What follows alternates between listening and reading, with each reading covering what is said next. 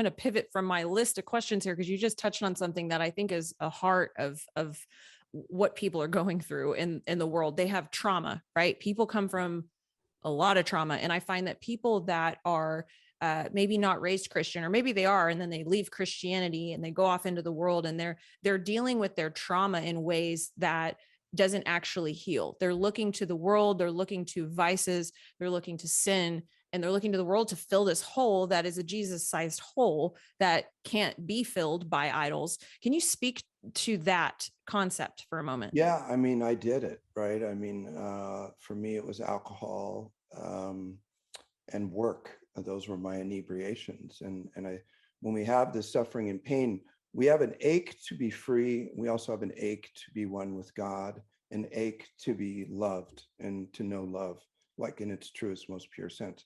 And all of those drives, not, improperly ordered, lead us to false solutions that the devil proposes.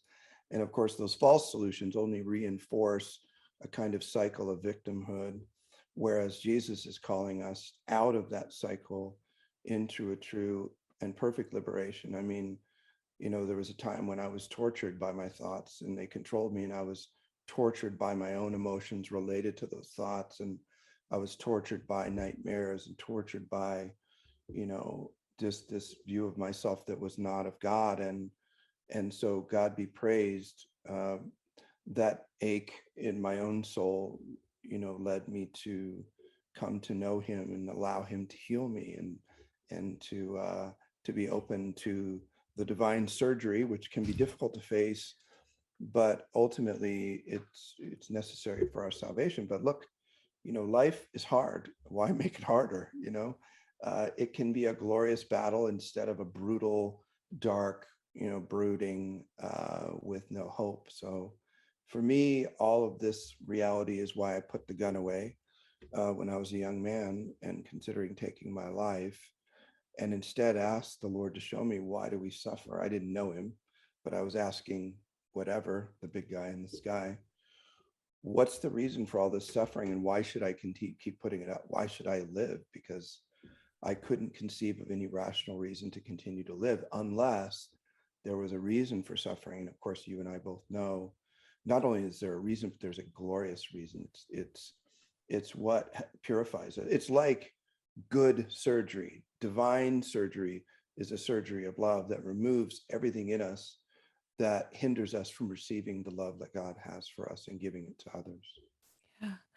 I think it's also interesting to consider. I work with women who are getting freed of occult bondage, and they're being transformed by Jesus Christ. And so they're letting go of a lot. And there's a lot wrapped up in the process of deliverance and sanctification and all of this. And I find that I call it being in the woods and not being out of the woods yet, but when they choose to give their life to Christ, there's usually a lot of spiritual warfare that ramps up at this time when it comes to intrusive thoughts Yeah. specifically, and trying to it's the enemy trying to drag them back into bondage. And because they're in this middle ground area where they haven't fully committed yet, they're still going through that process of taking in the Holy Scriptures and really understanding what it means to put on the identity in Christ. And I find that this is, I call it not being out of the woods yet, because they're still in that, they're locked in that very strong battle. And what I love about the book that you wrote, Devil in the Castle, you talk about this beautifully, where you describe the change, the progress of the soul as it leaves bondage and it's moving towards sanctity. And I was wondering, can you walk us through, just like on a high level, what this process looks like? Sure. So there are 7 mansions that Saint Teresa uses, a castle, because in her day, like one of her monasteries in Medina del Campo was a mile from this, big, beautiful castle with a moat. So she had these things in her head, but she thought it a good analogy to describe how a person begins to enter into the journey to a deeper relationship with God. And each of the rooms, there are specific things that we can do to help us on our journey and corresponding to God, and then specific ways that the devil tries to attack us, so that we understand how to yield to God and how to fight the enemy. And so she goes through that progression. And I have some good news for those you help, and that is, if you stay in the fight, you will win. I mean, I work with I've worked with those who are fully possessed in exorcism, and it's the worst kind of the effect of the occult that you can experience. And what I remember telling one victim, that the right never fails as long as you persevere. So if you persevere, you will be free. And that I can, I'm 57, I've seen a lot. I can promise you, I've never met a person who, when they decided I'm going to persevere no matter what, I've never met a single one who didn't get free, not a single one, no matter how. And I'm talking about even somebody who was given up in a satanic mass when they were 4, sexually, like the worst kind of abuse. I've seen that kind of person get free. And so anyone can get, if that one can get free, anyone can get free.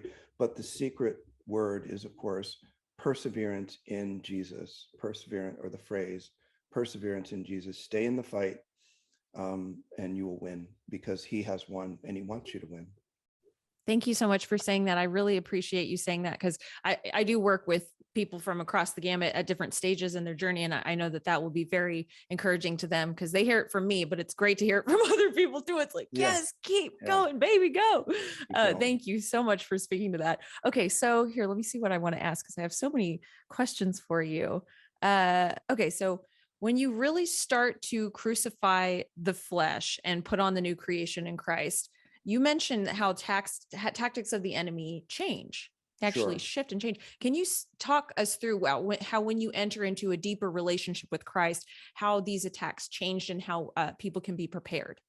Yeah, I can give you an example from the first mansion, but then also address it from an overview. In the first mansion, you already alluded to this problem, and that is when someone decides to follow Jesus and begin to try to trust and accept all that he has for them, the enemy will come out in really great force. And in some ways that force is felt because usually our lives are entangled with the sin that we've chosen. So it involves people, it involves substances, it involves practices, it involves, all of that. And so the reason it's so intense is because the Lord is showing up on the scene. He's lighting up the reality, and we're going, oh God, and I mean, oh God, in a good way. I'm not using the Lord's name in vain. Oh God, I can't believe how much of a mess I'm in. And wow, this is hard. And so good. So people, and then the people who are most influenced by the enemy in that first phase, and actually this happens for a few of the mansions early on, the people who are most influenced will come and then try to entice you back. And so sometimes you have to make a decision. I know I'm going after Jesus. Can I help this person? It's not a difficult question to answer. Go a month with them and ask the question, am I closer to Christ or further? If you're further, you got to ditch the relationship. There's just no way around that. You may be able to come back. You can tell the person, I love you. Which happened to me, by the way. My best friend, I lost. I said, I really want to be your friend, but I can't do what I used to do anymore. Jesus has changed me. I want you to come with me to this concert. I want you to come, Christian concert. I want you to come with me to church. And he just said no. And it, rips my heart out thinking about it. But you have to make those choices.